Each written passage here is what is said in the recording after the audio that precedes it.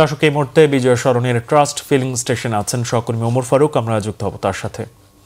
ওমর, জ্বালানি দেয়া নিয়ে চালকদের যে অভিযোগ, তারা পর্যাপ্ত জ্বালানি পাচ্ছেন না, এই বিষয়ে পেট্রোল পাম্প কর্তৃপক্ষ কি বলছে?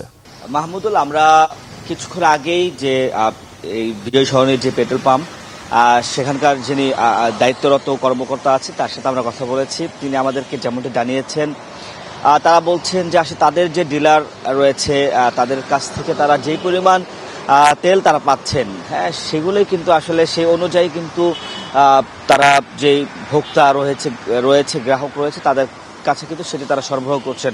তবে তারা যেটি বলছেন যে আসলে বিগত সময়ের তুলনায় মানে এই সাম্প্রতিক সময়ে মানুষের যে চাহিদা সেটি কিন্তু আসলে বেড়ে গিয়েছে। অর্থাৎ আমরা দেখেছি যে আসলে সকাল থেকেই যে এই যে বিজয় সরণির যে তেলের পাম্পটি রয়েছে আপনি দেখতে পাচ্ছেন, সেখান থেকে শুরু করে যে মহাখালী ফ্লাইওভার রয়েছে অর্থাৎ জাহাঙ্গীর গেট পার হয়ে যেটি মহাখালী ফ্লাইওভার সেই পর্যন্ত কিন্তু আসলে বিভিন্ন যানবাহনের আমরা দীর্ঘ লাইন দেখতে পেয়েছি।